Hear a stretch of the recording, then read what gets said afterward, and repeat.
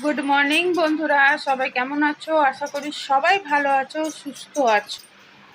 সকাল থেকে ভিডিওটা শুরু করা হয়নি। সকালে আমার অনেক ডিউটি থাকে, মেয়েকে স্কুল নিয়ে যাওয়া, তাকে ছেড়ে এলাম ঘরে, দিয়ে বিছানা ঠিক করছিলাম। তারই মধ্যে তোমার দাদাভাই কাজে বেরালো। আমি চাটা খেয়ে আজকে আবার ব্লাড দিয়েছি, ইউরিক অ্যাসিড টেস্ট করলাম। এই যে এই দিয়ে নিয়ে গেল, আর আমি এই ঘরে ঢুকলাম। এবার ফটাফট বিছনা টিছনা পরিষ্কার করে যা কাজ আছে সেরে আবার দৌড়াবো মেয়েকে আনতে। আমার পায়ের যে কি যন্ত্রণা বন্ধুরা, তোমাদের কি বুঝাবো, আমি কি বলবো। আমাকে ওই পায়ের ব্যান্ডটা পরে হাঁটতে হয়, এমন যন্ত্রণা হয় যেখানেই যাই, সে মেলা যাই আর যেখানেই যাই, ওইটা ছাড়া আমি অচল হয়ে যাব, এত কষ্ট হয় আমার। তো চলো বন্ধুরা, ভিডিওটা এখন থেকে শুরু করি, তোমরা দেখতে থাকো, পাশে থাকো। কি করি না করি সবই তোমাদের সাথে শেয়ার করব। যাবো মেয়েকে আনতে, চলো। বন্ধুরা রেডি হয়ে গেছি, আবার চুল টুল আরেকবার আঁচড়ে নিলাম। বাসি কাজ কমপ্লিট, বাইরে জামা কাপড় সব ভিজা ছিল সেগুলো মেলে দিয়েছি। তারপরে যা যা কাজ ছিল করেছি। মা এখন করছে জল করার, আমার এখন আর সময় নেই, কেন আমাকে এখন যেতে হবে। পায়ে এটা বাঁধবো, বেঁধে তারপরে হাঁটা দেবো। তাহলে বেঁধে নিয়ে আগে।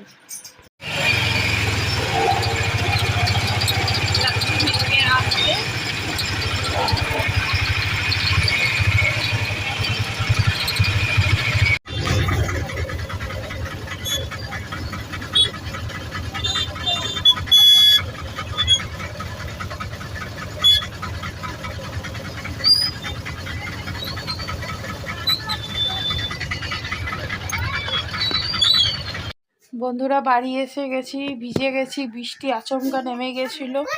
কোনো রকমে বাড়ি দৌড়ে দৌড়ে এসেছি, পায়ের নিয়ে যে যন্ত্রণা। এখন মেয়েকে একটু খাইয়ে, দেখছো না এই চুড়িদারটা ভিজেও গেছে। এখন মেয়েকে একটু খাইয়ে তারপরে যাবো চুল কাটাতে, ন্যাড়া করে দেবো। কারণ টাইফয়েড হয়ে গেছিলো, সবাই বলছে টাইফয়েড হলে নাকি চুল কেটে দিতে হয়, টাক পোকা লেগে যায়। আমার জানা নেই, সবাই বলছে। আমাকে ডাক্তারবাবুকে যে দেখেছে সেও বলছে।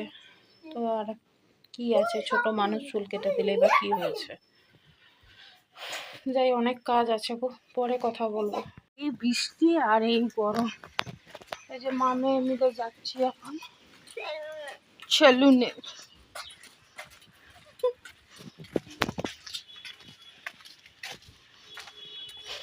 চলো একটা কাটিয়ে আনি।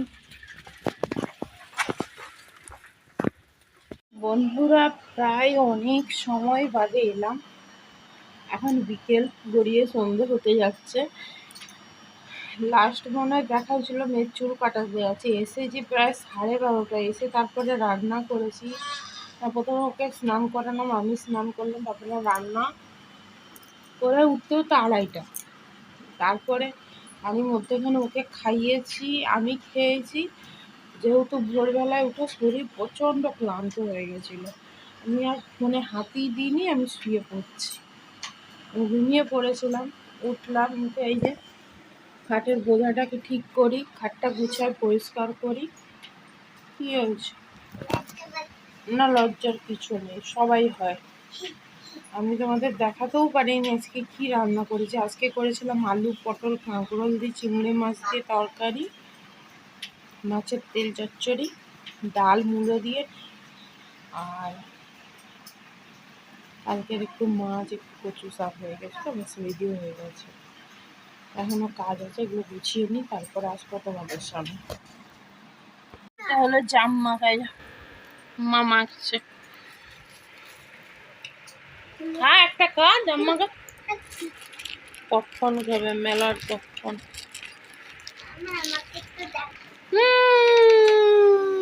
কেমন লাগছে? হ্যাঁ, ভালো ভালো।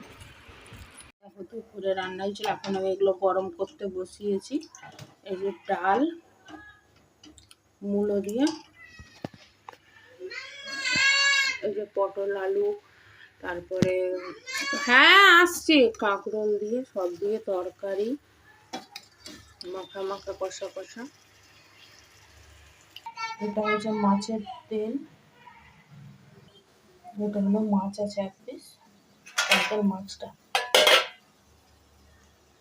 বন্ধুরা রেডি হয়ে গেছি, অনেক তাড়াতাড়ি কাজ সারছি, তাও কটা বাজে না, 9টা। আজকে উল্টো রথ, তাই আজকে একটু তো মেলা যেতেই হবে। মেলা বলতে সুভাষপল্লীতে রথ হয়, একটা ছোট মেলা বসে। জগন্নাথ মন্দির যাব না আজকে, আজকে সুভাষপল্লী রথে মেলা লাস্ট দিন, একটু ঘুরে আসি, আনন্দ করে আসি। অনেক কাজ সেরেছি বন্ধুরা হড়বড়ি করে। চলো যাই, বেরোই এবার। চলো একটা ছোট বোতল নিতে হবে।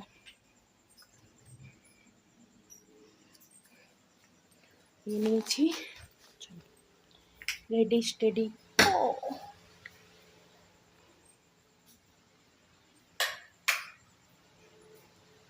করে দিচ্ছি।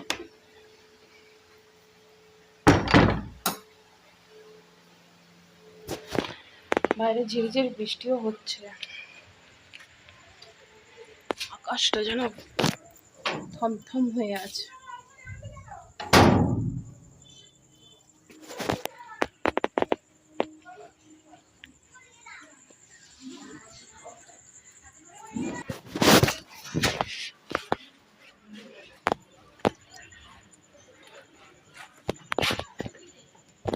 হাই বন্ধুরা, রথের মেলায় যাচ্ছি, ছোট্ট মেলা, কিন্তু ওখানে যাচ্ছি, গিয়ে ঘুরে আসবো। পাপড় মাজা আর ঘুগনি খেতে রথের মেলা। চলো।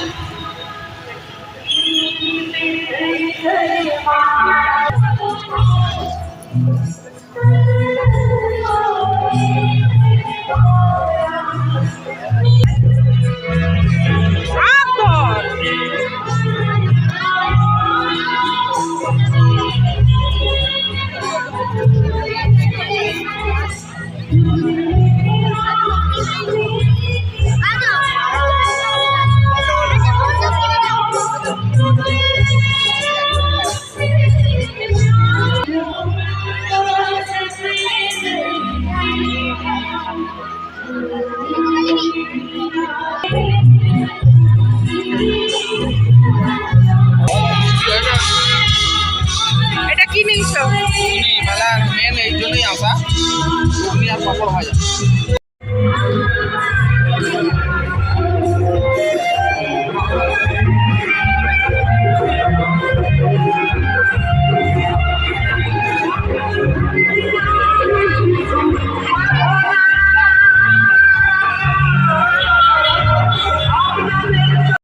উঠা বাবু, উঠা বাবু, দেখি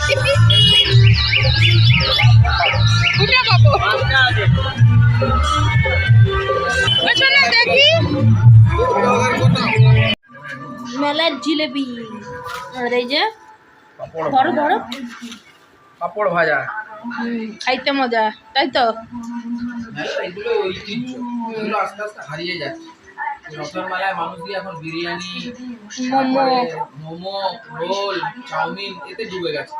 কিন্তু এই যে জিনিস, এই যে মেলার মজা, এ দাদা ঠাকুমা দাদু কাছ থেকে সব দেখতে পাওয়া যায়। ওই জন্য বাচ্চাকে শেখাচ্ছি এখন থেকে, যে মেলায় গেলে বাচ্চারা গিয়ে ফায়ার হয়ে শুয়ে পড়ছে। এই যে আঙুল জুস রেখে ফায়ার হয়ে শুয়ে পড়ছি। বন্ধুরা বাড়ি এসে গেছি, এবার ভিডিওটা বলবো শেষ। এখন বাজে 9:40। তো আজকের মতন ভিডিওটা অবধি রইল, আবার একটা নতুন ভিডিও নিয়ে খুব তাড়াতাড়ি তোমাদের সামনে চলে আসবো। তোমরা দেখতে থাকো, পাশে থেকে। Tata, good night.